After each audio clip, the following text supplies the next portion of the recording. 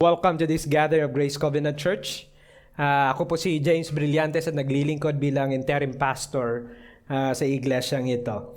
Tayo po ay nagpapatuloy sa ating pag-aaral sa aklat ng Habakkuk, where the prophet deals with injustices na nakita niya during his life and sa kanyang lifetime and even sa kanyang ministry.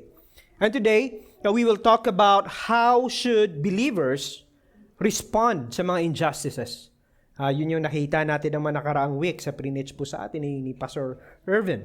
And we will search and wait along with this prophet, si Prophet Habakkuk, of God's response sa kanyang mga questions. I know na lahat po tayo ay familiar sa tinatawag po natin na mga warning signs. Tulad po sa speed limit, hindi po, di ba? If you are driving sa country na ito, specifically sa dito po, we're used to travel from Dubai to Abu Dhabi just to be with you. Alam niyo po na yung speed limit can be taken for granted. Di po ba? You cannot take it lightly. Kasi po yung speed limit has real consequences. May mga fines po nakakibat na ito kung mababiolate mo ito. When camera flashes, yung natural na reaction po ng tao is hindi smile. Hindi po yung sinasabi pag nag-flash po yung mga camera sa daan, yung reaction mo po hindi smile. Parang magpo-post ka pa na pag ganun. Hindi po. You know deep inside na pag nag-flash po yung cameras, may konsekwensya yun. May fines yun. You may feel worried or regret, bakit ko ba binilisan? Diba? Wishful thinking na sana walang may mag-message sa akin. Ito yung message na hindi po natin ina-anticipate o inaantay. This is the kind of message na sana wala. Ganun yung natin, yung thinking natin. Speed limits paired with camera flashes assures consequences. Yung passage po natin sa hapong ito tells us in like manner that God's judgment against sin and those who are faithless sa Kanya have real consequences na pwede nilang makuha. Or siguro minsan at times we might feel and might think na yung consequences nito na or judgment ng Panginoon against sin might look slow. It might look light, but our passage assures us that judgment and consequences of sin is certain. It is sure. Because the God who utters or commanded or revealed yung kanyang consequences or yung kanyang judgment against sin is holy and righteous. He will not let sin go unpunished. At yan po yung makikita natin exactly sa passage po na ating aaralin. The same thing sa Biblia who reveals God's judgment against sin.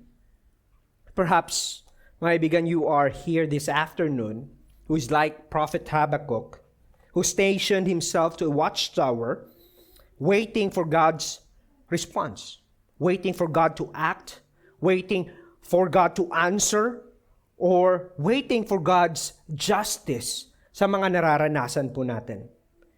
Perhaps nandito ka ngayon and wondering sa lahat na nangyayari sa buhay mo. Or even sa mga nakikita po natin ngayon. And you might waiting na, or asking na, nasaan yung hustisya? Or wondering kung nandito ba talaga ang Diyos? Nakikita niya yung mga pinagdadaanan natin. When He will come into our aid. Parang yan po yung mga katanungan po natin ngayon. Friends, let me tell you that no matter what kind of injustices you are facing right now, marahil sa trabaho, sa pamilya, injustices that you receive from your loved ones, sa buhay po natin, these things would be dealt one day. And this is the passage at ating pong titingnan and could give us comfort sa hapong ito. And this is our main point sa hapong ito. God's judgment is certain, therefore, live in faith in Him. So ito po yung ating main point. At yung panalangin ko po that we would have a renewed or certain understanding of God's judgment. And through this, we would have a clearer understanding how we should respond or continue to persevere in faith para po sa ating Diyos. I have divided po yung passage natin into 3 parts. Una po, taking confidence in God's revealed word. To cover verses 2 and 3. Living in continual dependence on God. Verses 4 and 5. And yung last po natin na titingnan is reaping the consequences of injustice or injustices. Titingnan po natin yan in verses 6 to 20. Una po, makikita po natin dito how yung respond po ng Panginoon sa ating katanungan. Tulad po ni Prophet Habakkuk. Wherein He would moved us from doubt, from questions, from uncertainty ng ating mga situations, to being informed sa Kanyang salita. To be confident sa pag-trust po sa Kanyang revealed na judgment o sa Kanyang word. Then the second part, it would lead us, or it calls us to continue in attitude of faith. Trusting God while we await sa Kanyang justice. And yung third part po, makikita po natin dito, yung injustices and sin goes unpunished. Yan po yung, basically yung titingnan natin in the third part. So ito po yung magiging flow po ng ating sermon sa hapong ito. So please bear with me. This is a little bit long, the passage. And yeah, let's begin to our first point. First point po natin, taking confidence in God's revealed word. Tulad po na sinabi ko kanina, last Saturday po ating iniwan si Prophet Habakkuk, na kung saan stationed himself. Yan po yung makikita natin in chapter 2 verse 1. He stationed himself in a watchtower. Nandun po siya preparing himself to wait for God's response sa kanya. And even to a point that he would meditate. Pagbulay-bulayan niya yung kasagutan na ibibigay sa kanya ni Yahweh o ng ating Diyos. Again, he is waiting how God would respond sa kanyang second complaint po dito. O titingnan natin ang previous verses. Yung question niya is, how a faithful God, a holy and righteous God, would use an evil nation as a means ng kanyang discipline sa kanila. Ito po yung question ni Habakkuk. Ito yung umiikot sa kanyang utak. At yung nation na ito is yung tinatawag po natin na Chaldeans or yung tinatawag din na Babylonians. Ito po yung mag-execute ng justice ng Diyos sa kanila. And hindi lang po yung foreign nation, but Habakkuk is also wrestling din sa mga injustices na nakikita niya within sa kanilang nation. Kung saan yung kanilang mga leaders are wicked. They are wicked leaders. They do injustices sa kanilang mga tao mismo. So, internal and external na mga injustices yung nararamdaman ni Habakkuk dito. Lahat ng mga anak ng Panginoon. But instead of getting an answer, what Habakkuk received from God is yung opposite nito. It's not an answer actually. Kung titingnan po natin, you are wondering as well, in some point, na nakaka-relate po tayo dito. Yung notion po that, Lord, hindi naman ito yung ini-expect ko na sagot eh.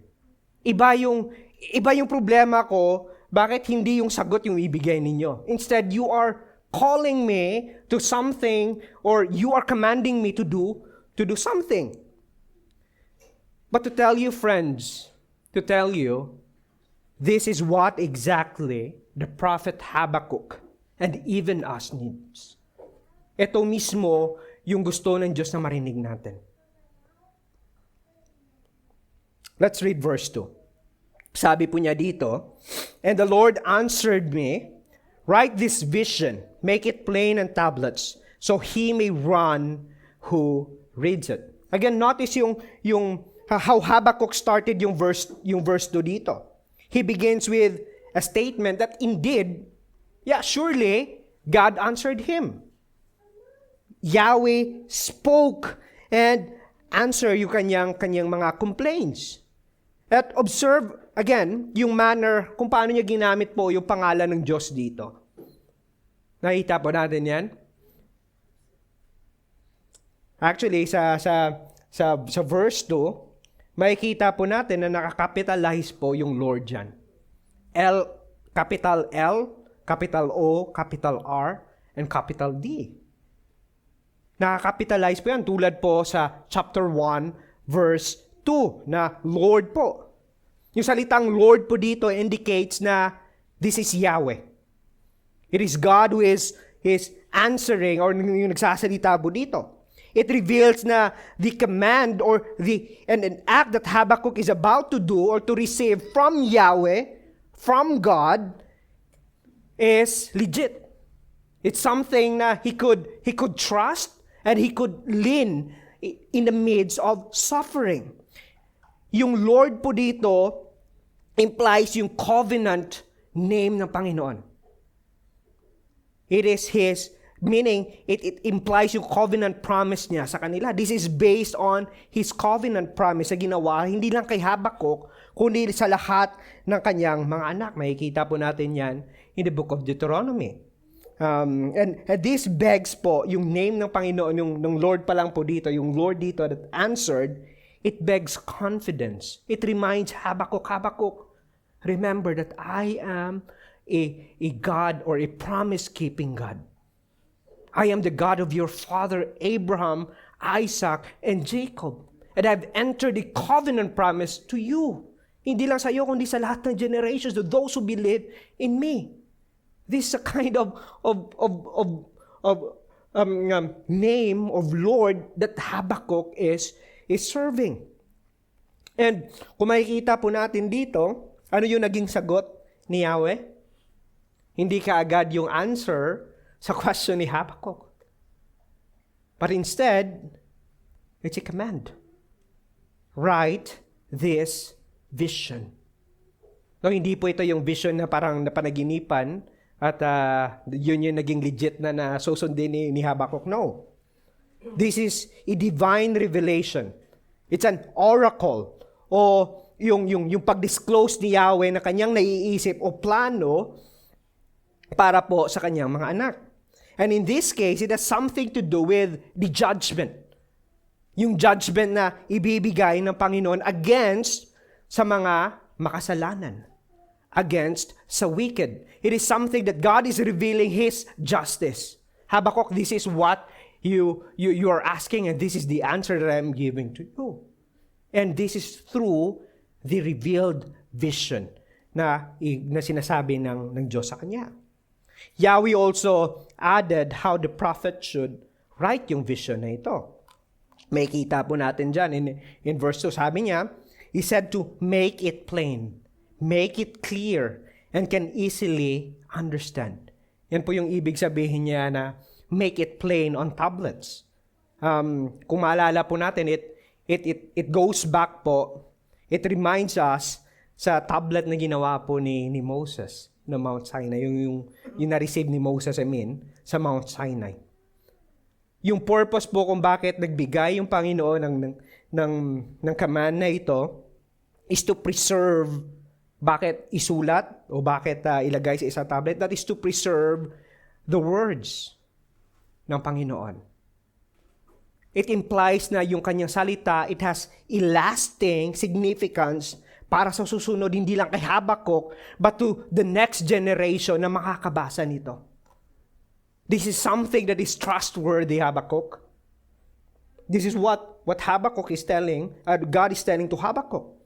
And this should serve as a reminder po sa, hindi lang kay Habakkuk, kundi sa atin din. This should serve as a source of our hope. When the time kung saan si Habakkuk and the next generation will finally experience yung invading force ng Babylonian, this is the very thing that they need to fix their eyes to. The vision that God revealed to them. Remember, hindi pa nila na-experience yung invading nation dito. They are about to. They are about to. And nakita natin noong nakaraang linggo kung gaano kumbaga, ka-wicked yung nation na mag-i-invade sa kanila. But, again, friends, this should steer yung hope and confidence nila sa kay Yahweh at sa kanyang written word. Now, why should Habakkuk must write it clearly? Why Habakkuk must write it clearly in an understandable way and lasting manner. Again, look at verse 2. Ano sabi niya? So he may run who reads it. Ano ibig sabihin nito? He may run who reads it. Well, kung intindihin po natin yung pronoun na he po dito, yung pronoun na he po dito, it refers to either sa isang tao na nagdadala ng tablet na ito, ng vision na ito, yung revealed word ng Panginoon, or yung mga tao na nakakarinig o nakikita po sa nagdadala ng revealed word na ito. So that they could easily, it's either kung ikaw yung nagdadala, you can easily transmit. Hey friends, this is the word of God. This is where you should fix your eyes. So, ganun po, kung si Habakkuk ito, ganun yung gagawin ni Habakkuk. Or kung ikaw yung nakakarinig nito, you could easily understand kung ano yung napapaloob sa written tablet na ito, or sa written word na ito. And this, friends, reminds me of our scripture. Of God's written word.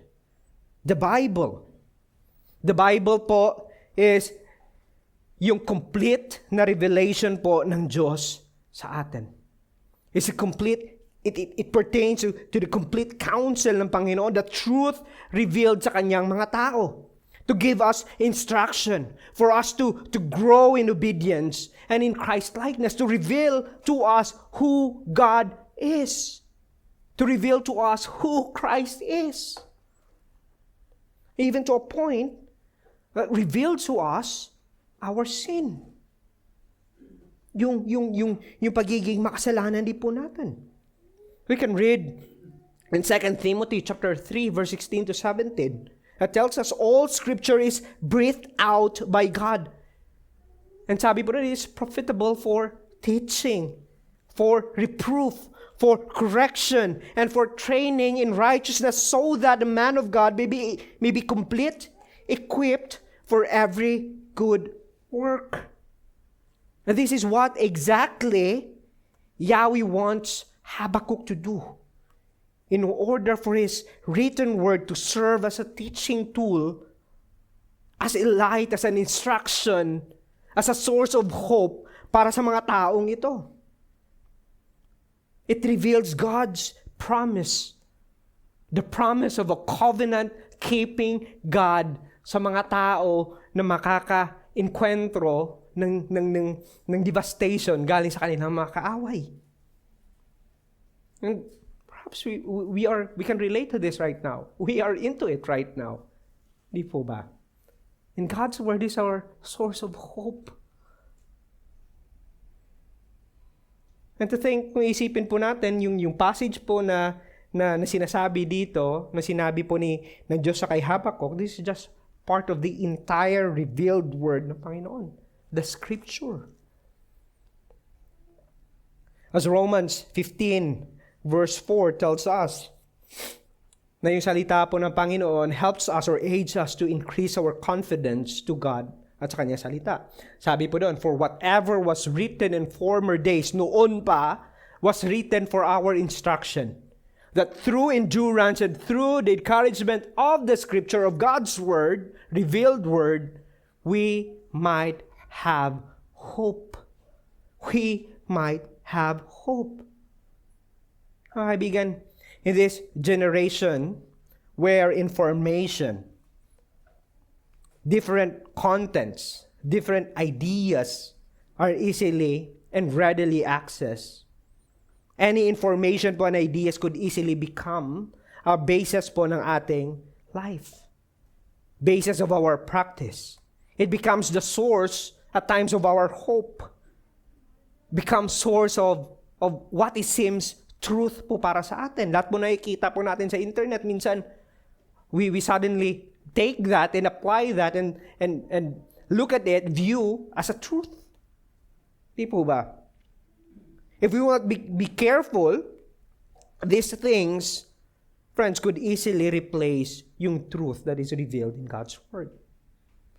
It could easily tells us that justice, that this is what justice look like. And even, it sometimes corrupt our understanding of what is evil. In fact po, kung titingnan po natin, again, na-experience po natin ito ngayon. Marami tayong balita na naririnig, news, from different sources. Hindi po ba? And sometimes, naguguluhan tayo, alin ba yung tama dito? Sino yung tama? Sino yung hindi? What to believe or what not to believe?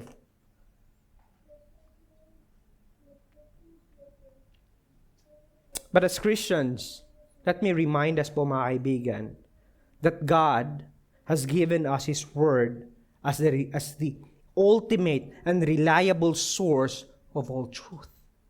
Kung titingnan po natin, all information should be subjected, should be observed, should be scrutinized under the revealed Word ng Panginoon, which is yung Scripture. It might look true, seem true para sa'yo. But the question is that true kung i-observe mo or i-compare mo sa salita ng Panginoon?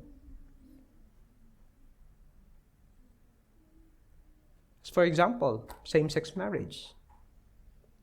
It might be acceptable right now. But what does the Bible tell us about that? Yes, our culture would say, some culture would say, yes, it's fine. But would it be fine sa harapan ng banal ng Diyos? Mga kaibigan, saan ba nakabase ang katotohanan na iyong pinaniniwalaan?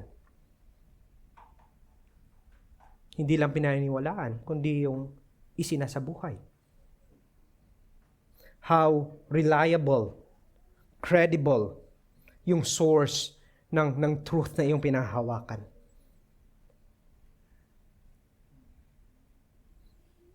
Now, the question is, bakit importante ito? Titingnan natin, why did God commanded Prophet Habakkuk to write down yung vision na to about His justice? Well, again, kung titingnan po natin in the context, there will be a time that people like you and I might think that God's justice is absent. That perhaps God Himself is absent po sa ating sitwasyon. His promises may look slow at times. And this is exactly the reason kung bakit inutos po ng Panginoon sa kay Habakkuk na isulat ito. Look at verse 3. Ano sabi niya dyan? For still, sabi niya, the vision, the written word, awaits its appointed time.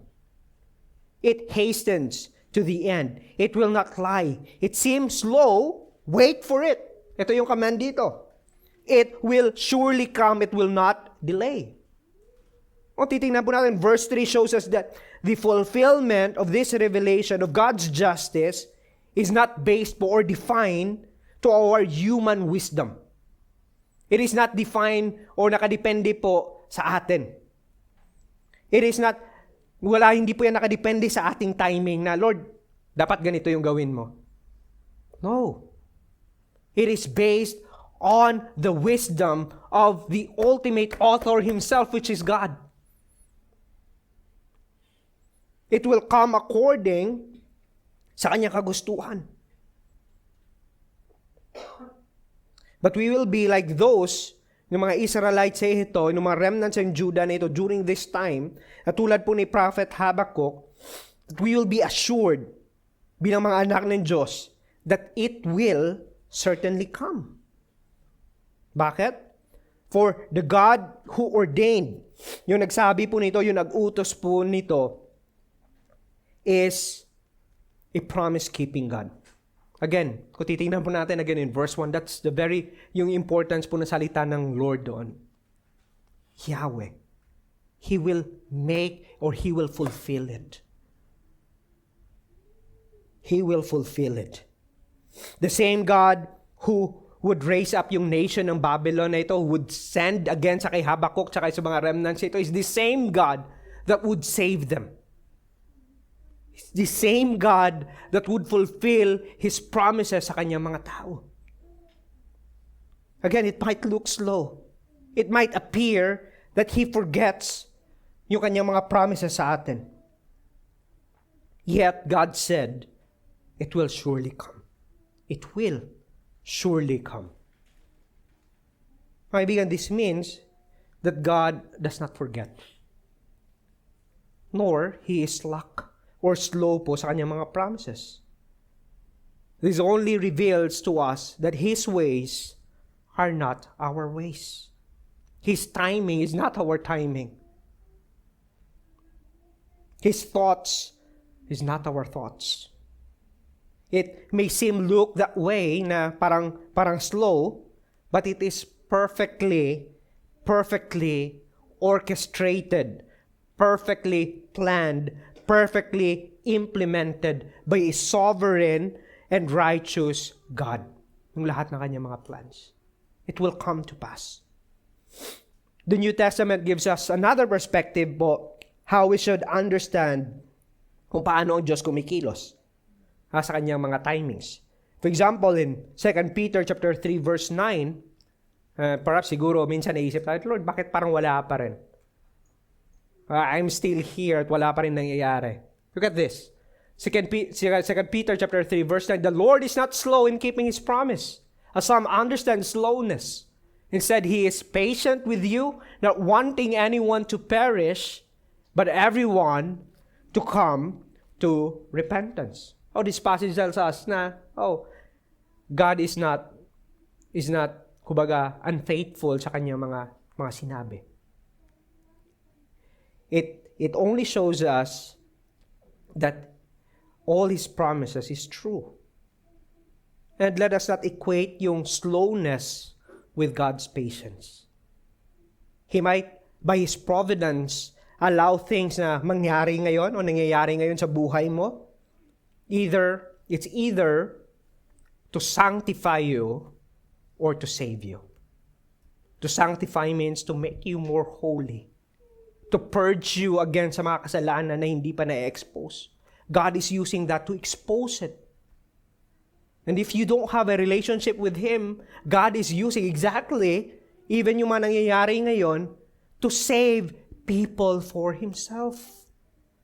I remember, isa sa mga na-elder chat ko nitong elder chat yung nagpo-pursue sa amin ng membership. Nitong nakaraan lang, isa sa mga naging conversion story niya is yung nangyari na war nung mga panahon pa sa Iraq. He was there. He witnessed na rin yung lockdown yung ng airspace. And it makes him think, what will happen to me if matamaan ako ng mga ligaw na bala? It awakens yung kanyang senses na pag namatay ako, ano mangyayari sa akin? And the same thing, friends. Same thing. Naalala ko nung mga nakaraang linggo. Same thing. Yung narinig ko, it reminds me that even in a worse situation, God can use this for His own glory. God can use this to save people for Himself. But do not think that God would kumbaga, let sin or wickedness go unpunished. For one day He will. Both sin and sinners will give account sa harapan po ng banal na Diyos. And this is a good reminder for us then. If you are here and you are suffering from any kinds of injustices right now, marahil sa trabaho po ninyo. But let me tell you, you can trust this holy, this faithful, this promise-keeping God to keep His promises in bringing every sin and every sinners accountable sa kanyang harapan. And if you are here thinking naman that you might escape yung reality na ito, nung passage na inaaral po natin, that this is just about another story nung justice ng Panginoon, let me tell you, make no mistake. God will indeed keep His promises. You will die. I will die. We will all die. And we will face sa harapan ng banal na Diyos sa ito. Well, now since God's word, the vision that has been revealed to Prophet Habakkuk, communicates confidence para sa mga anak niya, how then should we respond to this? Just titingnan po natin yung ating second point. Sabi po dito, living in continual dependence on God. Ito po yung call sa atin bilang mga anak ng Diyos. Now, kung titingnan po natin verses 4 and 5, makikita po natin dito yung dalawang magkaibang responses or way of life in light po sa revealed word ng Panginoon. The first one, makikita po natin dito is the wicked, who rely only to their own self and their inclination of what is right based sa kanilang sariling understanding, based sa kanilang sarili. While the other are those who rely on God in faith and continue to live by faith. Yan po yung makikita po natin dito. So, basahin po natin yung verse 4. Sabi po dito, behold, his soul is puffed up. It is not upright within him. There is not upright within him. But the righteous shall live by his faith. Ito po yung sinasabi ng verse 4. Notice how yung verse na ito begins. It started with the word behold. Sa ibang translation, yung ginagamit po nila na yung rendering po nila ng behold is see, or see for yourself. Look at this. Kumbaga, it calls yung attention po ng listener to the subject po na pag-uusapan po dito. Tingnan nyo to. Behold, see this. Ito po yung sinasabi ng Diyos po dito. Yung characteristic that would invade yung yung Judah na mga panahon nito, these wicked and workers of evil. Now, whose attitude, yung attitude po nila is not based on God's word, but yung opposite po dito. Look at how they are described po dito. Una, nilarawan po sila that they are puffed up. Mayabang. Ang yayabang. Di ba? Their heads are inflated with pride. They exalt themselves. Yung heart po nila is full of pride, which flows sa kanilang external na mga behavior. Exactly yung nakita po natin nung mga nakaraang linggo. And dito, it affirms that their head is inflated with kumbaga, narcissistic, ego, yung full of themselves. Ito po yung nakikita po natin. Wala silang nakikita na tama kundi yung kanilang sarili lamang. And even to a point ng basihan po kung ano ang tama sa kanila ay ang kanilang sarili.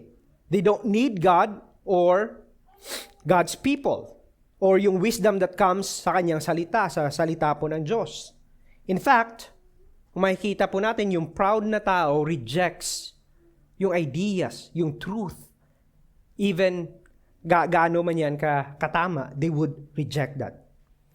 And this is exactly what Brother Chris kanina, yung binasa sa ating confession of prayer.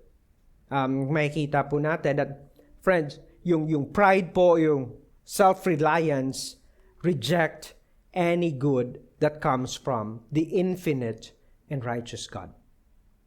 To be full of ourselves or maging sentro po yung ating sarili, it leaves us no room for God and for others. At ito po yung unang description na makikita po natin dito. Ito po yung unang description na makikita natin sa mga kaaway na sinasabi po ng Panginoon. It focuses them It focuses only sa kanilang mga sarili. Pero bakit sila ganito? Bakit minsan ito yung nakikita natin? Marahil we might say they are just victims. Diba? Minsan ganun yung naiisip natin. They are just victims ng mga sitwasyon or circumstances na kanilang na-experience, which made them to be like this. Which is, by default, ito yung nagiging reason po natin. I don't know kung naririnig po ninyo minsan ito, yung mga reasoning na ginawa ko to dahil siya eh. Dahil siya yung may kasalanan. Siya yung tumulak sa akin na gawin ito. Hindi po ba?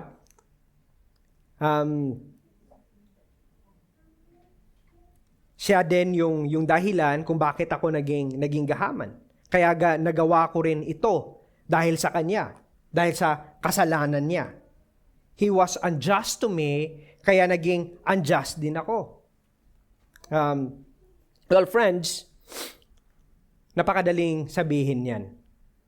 Pero kung titingnan po natin yung passage natin, yung real reason is not because of the external circumstances or influences na nagawa ng mga Babylonians na ito. But here's the thing. The problem goes deeper. It goes deeper. Dahil yung problema po nila is yung kanilang mga puso. Their problem is a heart problem. Look at verse 4 again. Ano sinabi dyan? It is not upright within them. Nakikita po natin yan? Hindi po yung sinasabi ng Diyos na yung problema dahil biktima sila or dahil may nag-influence sa kanila. No, the problem is because it is not upright within. It goes deeper. It's inside. It's a heart problem. It's not just an attitude or character or influence na naging ganito sila. Oh. It's their heart. It's their heart. May kita po natin dito that through sa may praise na ito, it tells us that they were not a victim or their actions were justifiable. No. Because their problem runs deep, so deep that there is nothing good. Yung upright po dito means there is no straight, yung parang linya na dire-diretso. No. There is no right within them. Every part, in fact, na kanilang buhay, na kanilang puso, longs to do yung mga bagay na ginagawa nila. How God defined them in chapter 1, and here, that is full of pride, inflated with their ego, that's the really thing that they like. That exactly define yung posture ng kanilang mga puso. They are sinful to the very core ng kanilang pagkatao. They cannot point fingers to their neighbors na dahil ganito sila. No. Sila mismo. Perhaps tayo mismo. Not just perhaps. At exactly, yan yung pagkaka-define sa atin ng salita ng Panginoon. Titingnan po natin, it really rings the bell, hindi po ba? Dahil ganito din po tayo. Yung problema na ito, hindi lang problema ng mga Chaldeans or mga Babylonians during that time. It is the problem, a disease na lahat po ng sangkatauhan. We can read that in Romans chapter 3 verse 10. It tells us, as it is written, the scripture tells us that there is no one righteous. Wala pong matuwid. Not even one. Hindi. Kahit ako. We cannot look into ourselves and say, I'm just a victim. Because deep inside there is nothing right within us. And who reveals this? It's God's Word. Salita po ng Panginoon nagpapakita nito sa atin.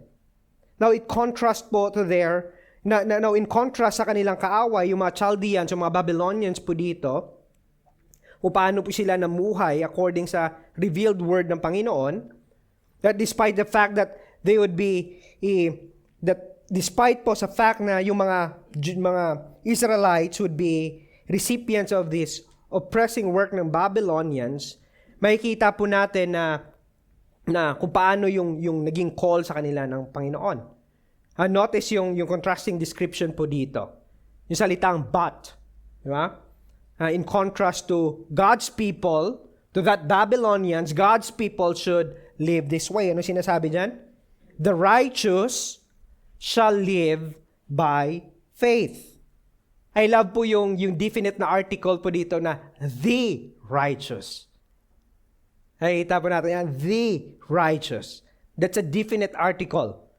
Meaning po nagpapakita yan that this righteous or this believer, si Habakkuk, tayo po na nasa kay Kristo are already righteous. Ito po yung sinasabi, the righteous. So this is pointing sa mga taong iniligtas na. A particular member po ng pamilya ng Panginoon. They are part of God's family through faith. And this is why this is the reason why we are able to live by faith. Because of the righteousness that we have received from God. And we can continue to live and rely on faith or in faith sa Kanya.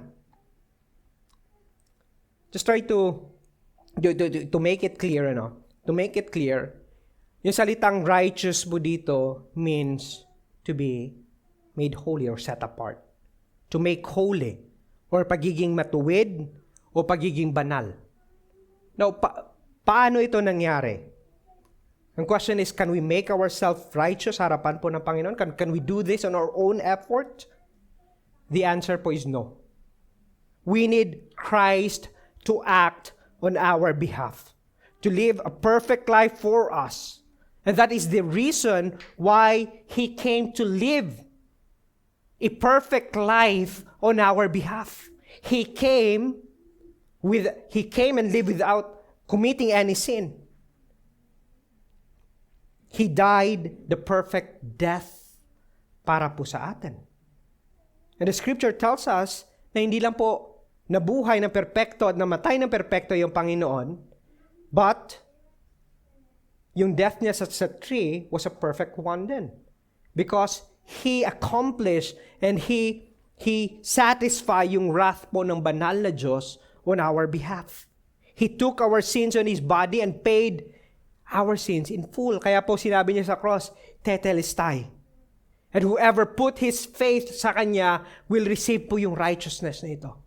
Magiging matuwid. Wala kang ginawa, wala akong ginawa. It is all because of His perfect life, His perfect death, and His perfect resurrection. And by placing our faith in Him, again, Christ imputed. He credited to us, made us righteous sa harapan po ng banal na Diyos. That's why, this is the reason why we can live by faith. We can live by faith sa Kanya. Paul quoted din po yung praise na ito, to live by faith in Romans chapter 1 verse 17, which tells us that through faith in the gospel of Jesus, we are declared righteous and able to live a righteous life. Romans 1:17 tells us, for in it the righteousness of God is revealed from faith to faith, as it is written, the righteous shall live by faith. Ano po yung ibig sabihin nito? GCC. Friends, pinapakita po sa atin dito that because of God's redemptive work sa atin, it enables us to live a holy life then. That even our way of living is enabled, preserved, acted upon sa atin ng ating Diyos. Dahil kung sa atin lang po, we will not live and we will not continue to place our faith sa ating Panginoon. It is impossible for us. For we are dead in our trespasses. Patay po tayo. But because of Christ's work on our behalf, Christ work on our behalf, we are able to live by faith. Ito po yung call sa atin. Ito po yung call sa atin that we should live by faith. So friends, in what way na yung mga actions po natin, even yung feelings and emotions po natin this past few days and weeks, ay hindi po nag-display ng ating full dependence, yung faith po natin sa harapan ng Diyos. In the midst of this ongoing war right now, sa anong paraan na namumuhay po tayo na yung trust po natin is nasa ating sarili, in our own wisdom, or sa kung ano po yung sinasabi ng mundo para sa atin. You see, friends, faith calls us to set aside yung reliance po natin sa ating sarili. It calls us to surrender our life, our thoughts, our behavior, our actions, our decisions on the one who knows all things. Tulad po sa kinanta po natin kanina. Faith calls us to trust God, to depend on Him, even on things that may seems look gloomy right now. Hindi mo naiintindihan kung ano nangyayari sa buhay mo. O bakit na naandito ka sa sitwasyon mo ngayon. Even things may seem look hopeless. Faith calls us to trust Him when fears arise. Faith calls us to trust Him when wisdom of this world calls us to do this or that. Friends, faith us enable tayo to stand our ground sa truth po ng Scripture. To the reality that God revealed po sa atin. As Hebrews 11 verse 1, sabi po doon, now faith is the assurance of things hoped for, the conviction of things not seen.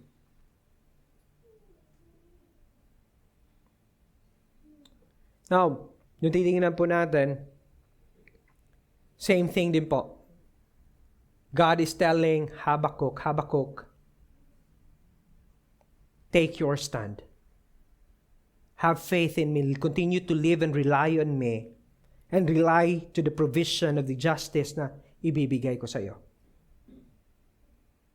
Now in verse 5, God turns yung kanyang attention to describe naman po yung mga Babylonians. If God's people are called to live in faith, a set-apart people for His own glory, notice yung source naman ng confidence ng mga Babylonians po dito. Sabi po sa verse 5, moreover, wine is a traitor, an arrogant man who is never at rest. His greed is as wide as Sheol. Like death, he is never enough. He gathers for himself all nations and collects as his own people. Now, verse 5 po, use yung variety of imagery po dito, kung saan pinapakita po sa atin, kung saan naka-anchor yung kanilang pananampalataya, yung kanilang trust.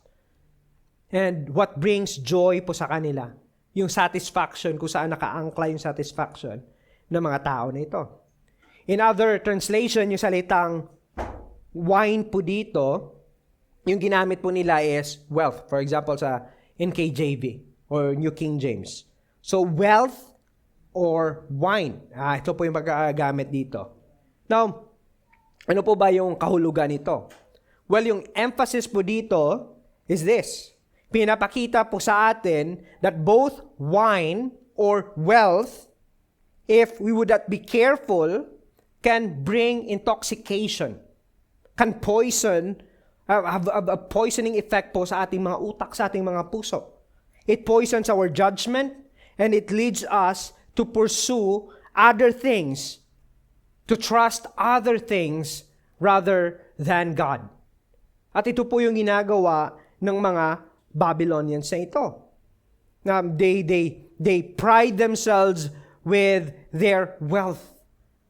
They anchor their faith to wealth, to worldly pleasure, a source po ng kanilang satisfaction. Kaya tingnan po natin yung domino effect po nito sa verse 5. Tingnan niyo po ulit yung verse 5. Because they anchor themselves sa wealth or sa wine or sa pleasures that it brings, ano sabi po dito? An arrogant man who is never at rest. Because they view yung wealth, yung wine as the source of their satisfaction, this arrogant, prideful, inflated with ego. They never at rest. They continue to pursue yung pinaniniwalaan nila na kapagbibigay sa kanila ng kasiyahan. Makapagbibigay sa kanila ng pleasure.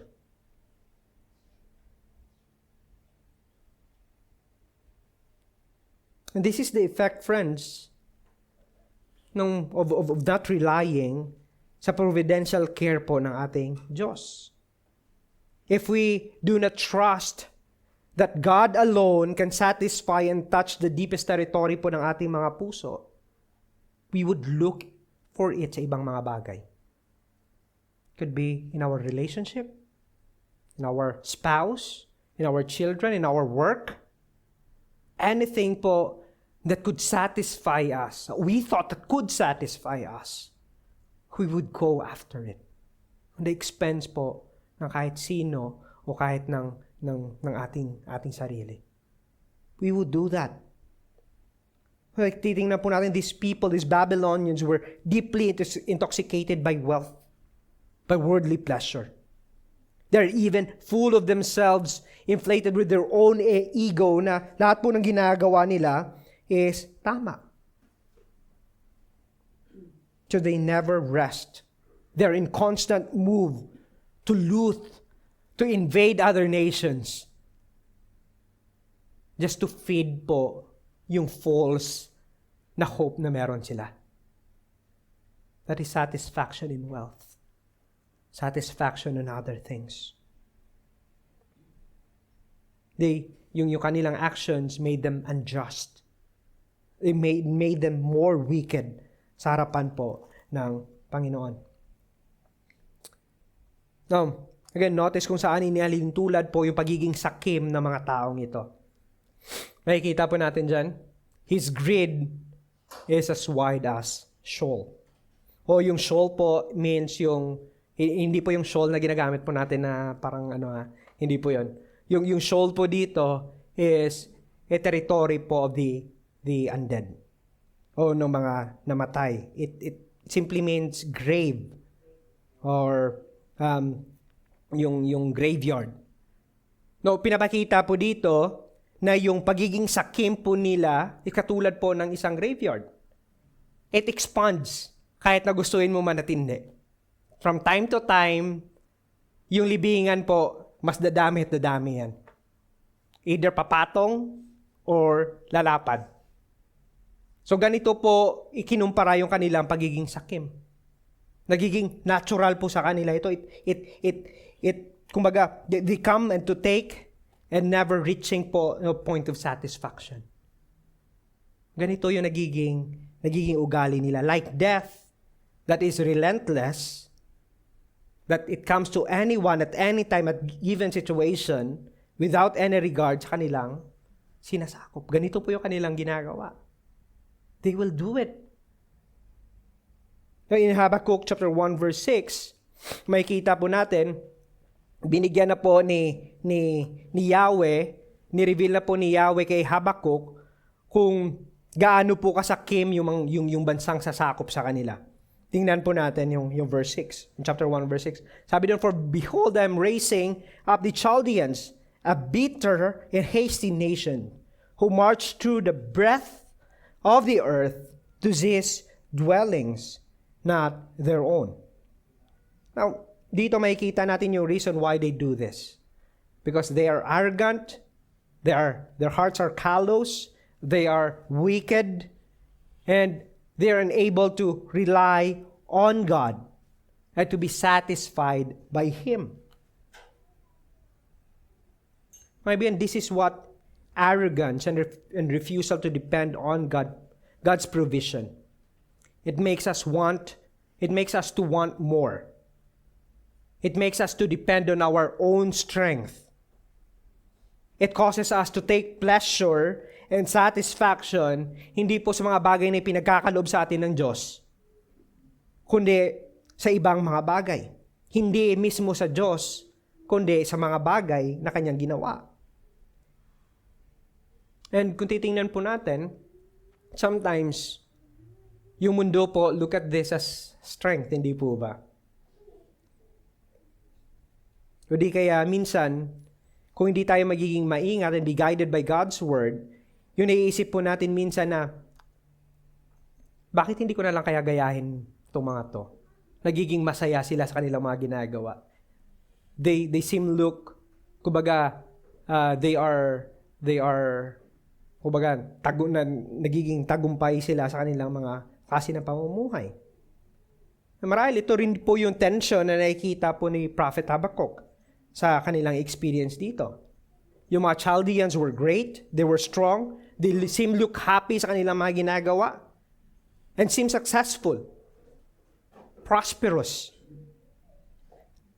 At kung titingin po tayo sa paligid natin, there are people na naisip po namin, bakit ang sama naman ng mga nito pero nagiging successful pa sila sa kanilang mas nagiging prosperous pa sila sa kanilang mga trabaho. Tulad ng mga Babylonians na ito. Di ba ba?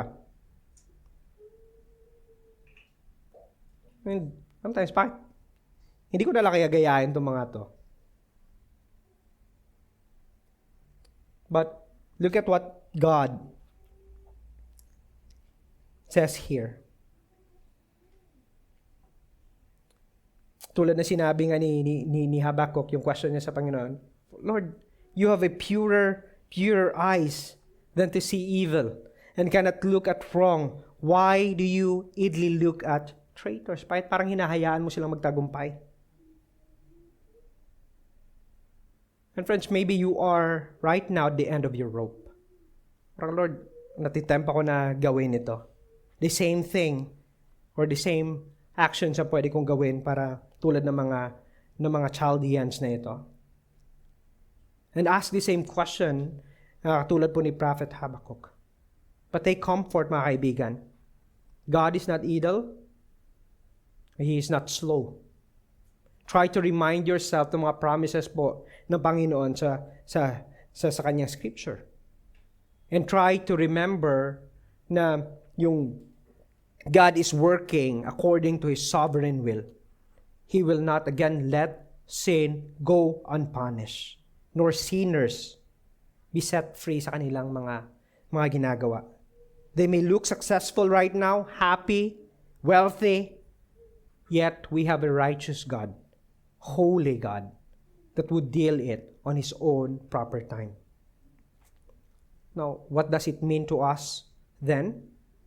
Tulad po na sinasabi dito, let us continue to rely sa ating Diyos, sa Kanya. And what does it look like practically?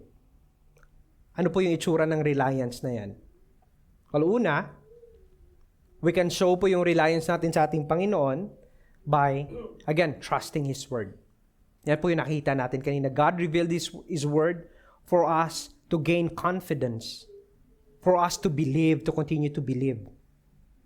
Second, surround yourself with people who are like you, enabled by God's grace to persevere in faith. Or, shall I say, be at the church, where God's people is being sanctified, God's people hear the gospel preached, God's people hear kung ano yung itsura ng kasalanan. Sin may look kumbaga, sin is deceptive. It will present, yung sin will present itself sa'yo na parang compelling. It looks delicious. But sin is poisonous. It will lead you into eternal death. One way of dealing sin is to expose yourself sa salita ng Panginoon and be with God's people. Listen to God, to a gospel-saturated preaching. Not yung mga principles and ideology na naririnig po natin sa mundo. Be present. Be excited. Fix your eyes on God. Fix your eyes on His Word. Fix your eyes on God's people. Why? Because all of these are means of grace po na ginagamit ng Diyos for us to be reminded that true satisfaction and peace cannot be found in this world, but to the one who created this world, who is our God. Another comforting truth na tulad po na sinasabi natin kanina, that God does not turn blind to sin and sinners, though God revealed to Habakkuk na lahat po ng ito sa mga remnants ng Judah, including to us this afternoon, how scary the work of this wicked nation or people. Yet makikita po natin sa salita ng Panginoon that His revealed vision, His revealed word, na it tells us that there is indeed consequences sa mga sinful actions, which is our third point na makikita po natin sa ating third point. Again, verses 6 to 20, kung titingnan po natin, intindihin natin yung 6 and 20, it forms a literary na style or writing. It expresses yung prophetic na judgment, meaning ginawa ito through, kung titingnan po natin, this is a kind of a song, parang kanta siya. Yung song na ito, this is just an ordinary song, but yung purpose po nito is to reveal yung judgment against sin. This is, I don't know kung familiar kayo sa haka ng mga taga New Zealand. Familiar kayo doon? It could be parang ganito yung itsura nito. It used to remind themselves but to taunt yung kanilang mga kaaway. Ito yung mangyayari sa inyo. Which is ito po yung makikita natin in verses 6 to 20. If you're going to relate it sa ating mga Pinoy, parang tulad dito sa sinasabi po natin na patay ka ngayon. Familiar po kayo doon, pag nahuli ka nung maliliit tayo, pag nahuli ka ng nanay mo na nakagawa ng kasalanan, o sinumbong ka ng kapatid mo, sasabihin sa'yo, yari ka. Patay ka mamaya. Parang ganito po yung verses 6 to 20. Yari kayo. Ito yung sinasabi ng verses 6 to 20. Now, again, yung purpose na ito is to steer confidence para kay Habakkuk at sa atin.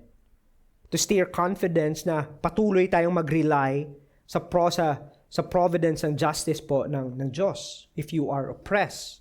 But at the same time, this verse serves as a warning. Serves as a warning sa lahat po ng mga kasalanan. So dalawang bagay. Yes, it's a taunt. Definitely God will judge sin, but it comforts us. Yes, we seem oppressed right now, but we know that God would deal sin and sinners. But if you are here and you are committing sin against a holy God, this is a means of warning po ng Diyos para sa atin. Now notice yung pronouncement po ng judgment po dito. It begins with, ano yung mga repeated na word dito? Yung overarching na word that is repeated dito. The word, woe. Woe. Woe. Hindi po yung woe. Hindi po yung gano'n, ano? Yung background ng salitang ito is, nag-originate po siya sa parang, yung parang nagluluksa sa isang lamay. O sa isang namatayan. So yung pinapakita po dito, mga kaibigan, na no matter what is the mode o klase po ng oppression na ginawa po ng isang oppressor, this would be, they may look triumphant sa kanilang mga ginagawa, but the eyes of God there is an assurance that they will be punished. It will lead them to death. It will lead them to eternal damnation. Now look at verse 6. Unahin muna natin yung verse 6a. Sabi dito, shall not all this take up their taunt against him with scoffing and riddles for him and say. Ito po yung verse 6a. Now yung verse 6a brings up kung sino po yung gagawa ng pronouncement na ito. Sino po yung gagamitin ng Panginoon. Sabi niya dito, all. Shall not all. Sino po yung all dito? Those who are oppressed. Hindi lang po yung mga Israelites. Hindi lang po yung mga Judeans, mga taga-Judah. But all that are oppressed. All people who patiently waited and trusted God's provision of judgment against sa kanila, sa mga oppressor. At ang recipient naman po dito na sinasabi na him, though sa context natin, alam natin na ito yung mga Chaldeans or mga Babylonians, yet they are just a representative. This is not only limited to them, but extended sa lahat ng mga oppressors. So if you are an oppressor, woe. Ito po yung sinasabi ng salita ng Panginoon. Woe to you. So meaning, these are Babylonians, but not limited po sa kanila. Now verse 5, sabi po dito, woe. Na makikita natin dito, titingnan po natin yung bawat woe po dito. And we will just fly by or make some application out of this. Now, the first woe pronouncement of judgment, ay makikita po natin in verses 6b to 8. Sabi po dito, woe to him who heaps up what is not his own. For how long? And loads himself with pledges. Will not your debtor suddenly arise, and those awake will make you tremble? Then you will be spoiled for them, because you have plundered many nations, and all remnants of the people shall plunder you. For the blood of men and violence to the earth, to the cities, and all who dwell in them. So, isa po sa mga style po ng mga Babylonians in sweeping sa kanilang mga kaaway or na-conquer po nila is that only to carry po yung mga wealthy, yung mga matatalino, ang mga useful people sa kanilang empire, katulad po ni Daniel. O nalala ninyo yung story ni Daniel. Ito po yung ginagawa nila. But, to burden as well, yung kanilang mga nasasakupan. Ito po yung mga ginagawa nila na they inflict po yung mga heavy taxation sa kanilang mga nasasakupan.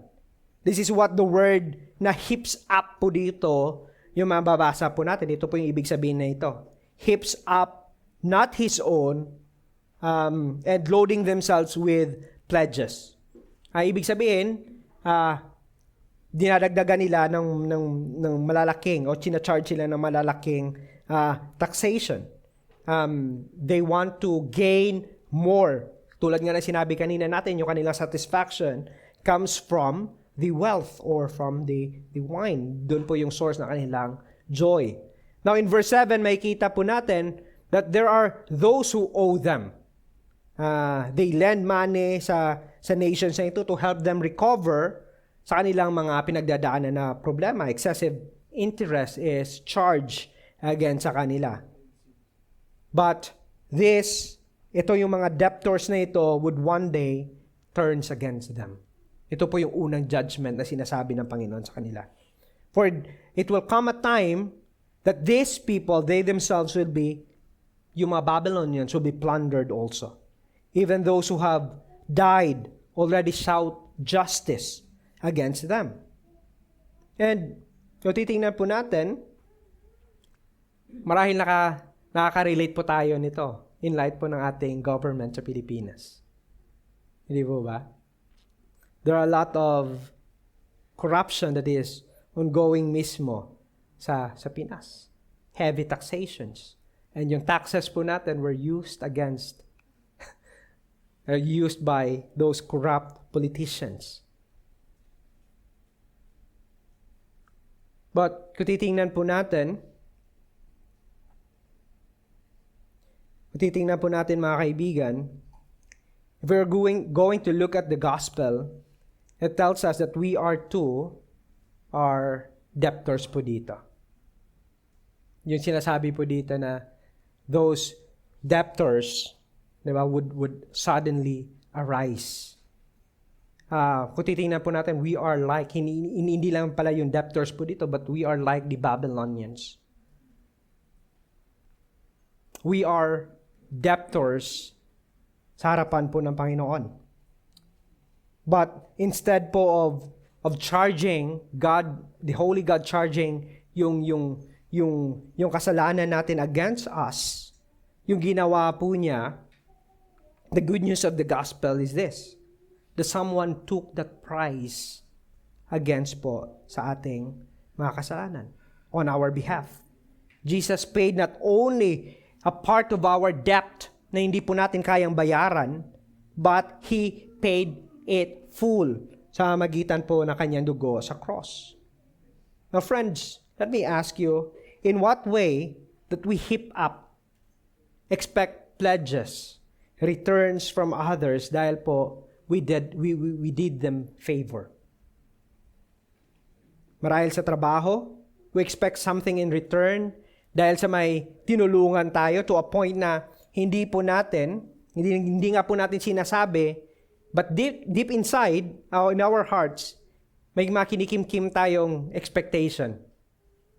Hindi po ba? Tinulungan kita. In return, you need to help me. Marahil, ganun po yung naiisip natin minsan. Well, the second charge or woe po na makikita po natin dito, specifically deal with intentional or premeditated or planned exploitation po against those who are weak or vulnerable po sa kanilang mga sector. Makikita po natin dito verses 9 to 11. Hindi ko na po basahin yung passage, but makikita po natin dito that these evildoers or Babylonians do this by using po yung mga cultural and saka yung mga governmental system po nila to generate po ng mga unjust gain para po sa kanilang mga sarili. It includes po yung mga internal na mga injustices na naranasan po ng mga Judeans or ng mga taga-Juda sa may chapter 1 verse 4 pertaining po sa kanilang mga leaders who bends yung law na sinasabi doon, use their positions, use their power to secure yung kanilang mga sarili. And through sa kanilang mga unjust gain na ginagawa, yung mga kita nila. Well, rampant din po ito, again, sa country po natin. Even po, kahit saan, where billions and billions, or millions were taken from public. Ito po yung ginagawa nila. Ginagamit nila yung kanilang posisyon to gain, to have that unjust gain from the weaker na mga part ng kanilang sectors. Leaders who use yung kanilang mga position for their own benefits. Verse 10, it even tells us that they cut off, or yung ginagawa po nila, they divide nations by their fatal exploitation. Para lang, for the reason is to fortify yung kanilang city. Fortify yung kanilang mga sarili. To secure yung kanilang mga buhay. Again, yung salitang cutting off po dito, sa wisdom literature, o sa mga proverbs, yung mga song of songs, it serves as a self-inflicted na mga disability. Pinapakita po dito that by trusting worldly wisdom for self-preservation and for security will not stand. Ito po yung pinapakita, ito po yung judgment sa kanila. Though they do some unjust gain to secure yung kanilang sarili, yung judgment ito, yung pronouncement ng judgment na ito tells them that even though you would secure yourself, you would do a lot of things just to make yourself safe, the reality is you cannot. You can't. You cannot secure yourself against a holy and righteous God. Pinapakita ito kung makikita po natin, pinakita po ito in verse 11, that even In verse 11, makikita po natin that even their own houses, at every part from their building, shouts injustice against them. They cries out against po sa kanila. It testifies po sa kanilang mga kasalanan na ginawa or mga evil works sa kanilang ginagawa.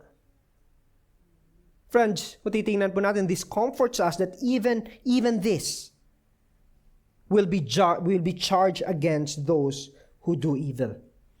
But at the same time, it reminds us that everything that we do for unjust gain, no matter na sabihin po natin na maliit lang naman yon. It may seem, but those things will be counted. Those things, small things, kahit sapatos mo lang, that was gained by unjust na mga bagay will be charged against you. It will testify against you. So mga kaibigan, anong mga bagay ba?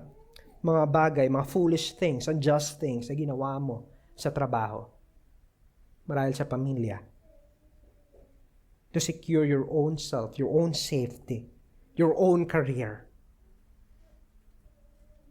I did not glorify God.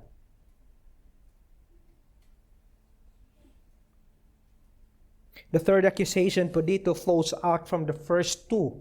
Nakita po dito natin that these perpetrators, yung doers of evil na ito, goes further sa kanilang mga ginagawa.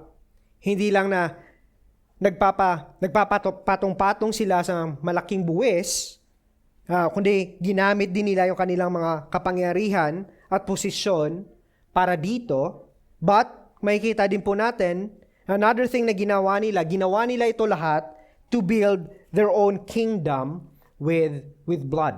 Makikita po natin in verses 12 to 14. Again, hindi ko po babasahin yung passage po natin. But kung titingnan po natin, by invading cities to cities and nations to nation, pinapakita po dito sa atin na yung mga city itself, yung city po nila, yung Babylon itself, is built through bloodshed. Ito po yung taxation, yung pag-invade po nila sa mga nations, is not an easy or smooth thing na ginawa nila. It includes po yung bloodshedding, destruction of innocent lives. Ito po yung ginagawa po nila. Hard labor, forced labor po para sa kanilang mga kaaway, just to fortify yung kanilang mga cities. Again, through sa mga injustices, through sa kasalanan, just to sought glory for themselves. But verse 13, kung makikita po natin, verse 13 tells us that their effort was not from God. Nakikita po natin, behold, listen, see. Ito po yung sinasabi dyan. It is not from the Lord of hosts. Nakikita po natin yan. He did not approve this, nor take pleasure on this. But instead, this assures us na yung effort po na mga Babylonians for their own glory will result into nothing. God will humble them. And instead, makita po natin dito that God promise is for the world to know His own glory. Now, if we're going to look closely, yung aim po ng mga arrogant na mga tao na ito, they long to build their own kingdom. Ito po yung, to simplify po yung part na to. They want to build their own kingdom. They want to make their name, they want to make a name for themselves. But again, yung judgment po dito reminds us that no matter how strong, how impressive, how effort na ipo-pour out po natin dito, just to secure our own kingdom, to build our own glory, all our efforts will ultimately come to nothing. This reminds us why God created us in the first place. Kung titingnan po natin yung reason po ng Panginoon why He created us, not to make ourselves, not to bring glory for our own selves or to our own self, but to bring glory sa ating Panginoon. But we remember our first parents did the opposite. They seek glory para sa kanilang mga sarili. At kung titingnan po natin, yung verses 12 to 13, this is the first time po na nagsalita si Yahweh directly against sa opposition. Pansin po natin from verses 2 to 11, hindi po nagsalita si Yahweh doon. Although yes, God answered to Habakkuk, but here he includes himself, denying in verse 13, sabi niya, it is not from the Lord of hosts. The peoples labor merely for fire, and nations weary for themselves for nothing. So, yung lahat po ng ginagawa ng mga Babylonians po dito is not approved by God, nor God takes pleasure po sa mga ginagawa nila. And this deeply reassuring po para kay Habakkuk ito, and even para sa atin. It shows that God sees, that He cares, that He will act for the sake of His own glory. And if it is as if Yahweh is saying, Habakkuk, do not be troubled. Because in the end, it is my glory yung makikita mo. Hindi yung kingdom, hindi yung mga Chaldeans and hindi yung mga Babylonians will rise at the top. No, it's my glory will be revealed. Friends, try to think carefully. Kung iisipin po natin, if we are here seeking for our own glory, this is a call of repentance para po sa atin. Our God does not share His own glory. And whatever glory we try to build para po sa ating mga sarili, it reminds us that it will not endure. If you are caught up in pride, in sin, in false securities, know this, it will not last. And one day, God will deal with it.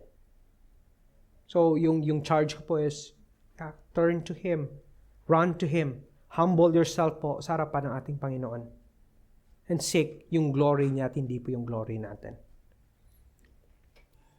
The fourth and last po na, second to the last, excited ako na matapos to.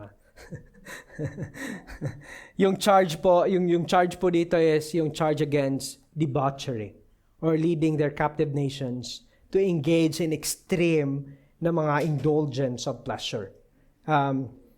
Makikita po natin dito na how Babylonians exploit and make yung captives po nila an easy prey. Ano po yung ginagawa nila? They make them drink. Di ba? Yan yung ginagawa nila. They force and influence them with strong drinks. For the purpose, ito po yung purpose nila, to feed their lustful desires. Nakikita po ninyo yan? In order to gaze at their nakedness. Yung salitang gaze po dito, as hindi lang po ito yung parang natanaw mo lang, tapos wala na. As if na wala ka nakita.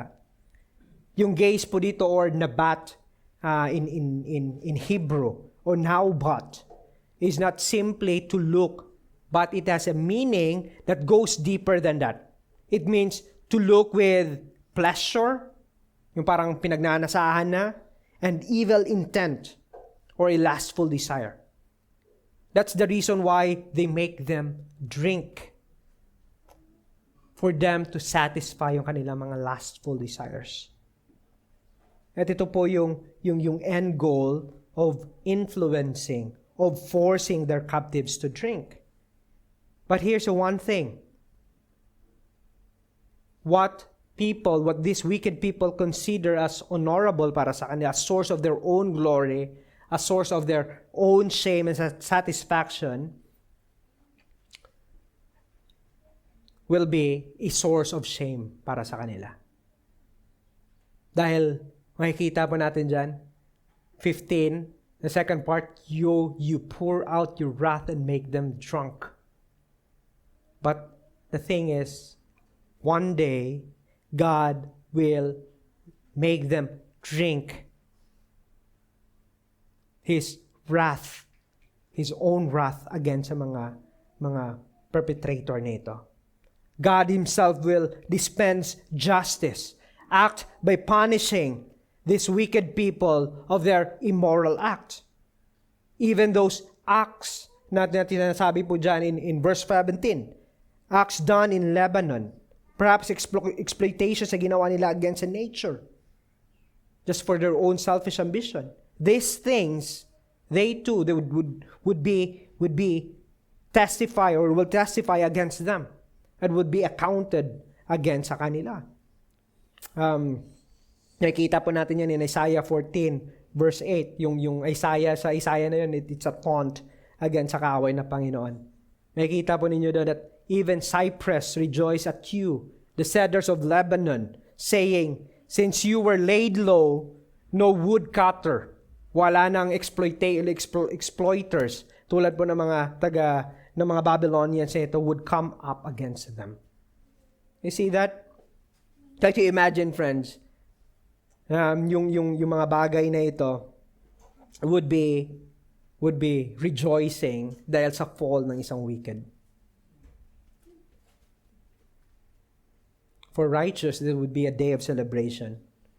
But for the proud, for the wicked, that day would be a shameful day para sa kanila. And the last charge, I guess the wicked breaks the structure po ng woes po dito. Yung first four, kung nakikita po na it starts with woe, woe, woe. Dito po, iba. Yung last po dito. Nakikita po natin na sinimulan niya yung taunt po dito with placing po yung woe, yung taunt sa gitnang bahagi. Now, ano po yung ano nito, yung goal? Pinapakita po dito how shameful yung judgment para sa kanila. I want to read yung verses 18 to 20. Sabi po dito, what profit is an idol when its maker has shaped it? A metal image, a teacher of lies? For its maker's trust in his own creation when he makes speechless idols. Woe to him who says to a wooden thing, awake, to a silent stone, arise. Can this teach? Behold, it is overlaid with gold and silver, and there is no breath at all in it. But the Lord is in his holy temple. Let all the earth keep silent before him. Now, makikita po natin dito how God expose yung idolatry ng mga taong ito. Ang Diyos-Diyosan na kanilang sinasamba. Inilagay ito una para ipakita po sa mga wicked people na ito how foolish they are sa harapan po ng buhay at banal na Diyos for trusting an inanimate, patay, lifeless, created na object. Notice how an idol or Diyos po dito described.